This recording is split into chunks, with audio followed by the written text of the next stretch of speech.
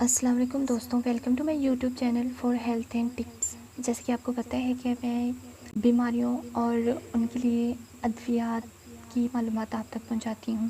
تو آج جس بیماری پہ میں بات کرنے جا رہی ہوں وہ ہے متلی اور الٹی، کیونکہ اکثر لوگوں کو کھانا کھانے کے بعد یا اکثر اوقات کیا آ جاتی ہے، الٹی آ جاتی ہے ان کو۔ تو اس کے لیے میں آج دیسی نسخے کے بارے میں بھی بات کروں گی کہ گھریلو ٹوٹکے سے وہ متلی یا الٹی پر کیسے قابو پا سکتے ہیں، اور ساتھ میں انگریزی میڈیسن بھی بتاؤں گی۔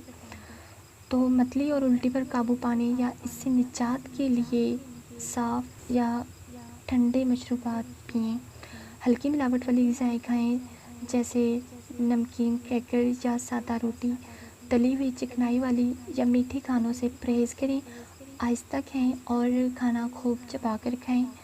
گرم اور ٹھنڈے کھانوں کو ہرگز بھی مکس نہ کریں، کیونکہ یہ بھی متلی اور الٹی کا سبب بنتے ہیں۔ اور مشروبات آہستہ آہستہ پئیں۔ تو سب سے پہلے گھریلو علاج اس کا کس طرح ہوگا وہ میں آپ کو بتاؤں گی۔ اس میں آپ لیمبو کا استعمال کر سکتے ہیں۔ لیمبو میں غیر جانبدارانہ ایسڈ ہوتے ہیں جو بائی کاربونیٹ بناتے ہیں۔ یہ مرکبات متلی اور قے کو دور کرنے میں مدد کرتے ہیں۔ یہی وجہ ہے کہ لیمبو کا رس اور لیمونیٹ اچھے اختیارات ہیں۔ لیمبو کا رس آپ کے منہ میں لعاب کو متحرک کرتا ہے جو متلی کو دور کرنے میں بھی مدد کر سکتا ہے۔ تو لیمبو کے ساتھ آپ نے 1 چمچ ادرک کا پانی اور 1 چمچ لیمبو کا پانی لے کر اس کو ٹھنڈے پانی میں آپ نے ملا لینے ہیں اور اس کو پی لینا ہے۔ تو انشاءاللہ اس سے بھی آپ کی متلی اور قے رک سکتی ہیں۔ اور اب انگریزی دوائی کے بارے میں بات کریں گے تو اس میں متلی کے لیے OTC ادویات استعمال کی جاتی ہیں، جس میں پیپٹو بسمول اور کوپیکٹیٹ شامل ہو سکتے ہیں۔ یہ دوائیں معدے کی پرت کی حفاظت کرتی ہیں اور فوڈ پوائزننگ کی وجہ سے ہونے والی الٹی یا قے کو کم کرتی ہیں۔ اب ان دواؤں کو استعمال کیسے کرنا ہے، تو پہلے کوپیکٹیٹ کے بارے میں بتاؤں گی کہ کوپیکٹیٹ کو آپ نے ضرورت کے مطابق استعمال کرنا ہے۔ جس حساب سے الٹی ہو اس حساب سے آپ نے یہ دوا لینی ہے، اور اوور ڈوز اس کی ہرگز نہیں لینی، یا مزید آپ نے ڈاکٹر سے مشورہ کر لینے ہیں تو تب یہ دوا لینی ہے۔ ادویات کے پروڈکٹ پیکج پہ ہدایات لکھی ہوتی ہیں تو آپ نے ان کو بغور پڑھ لینا ہے، اس کے مطابق دوا لینی ہے۔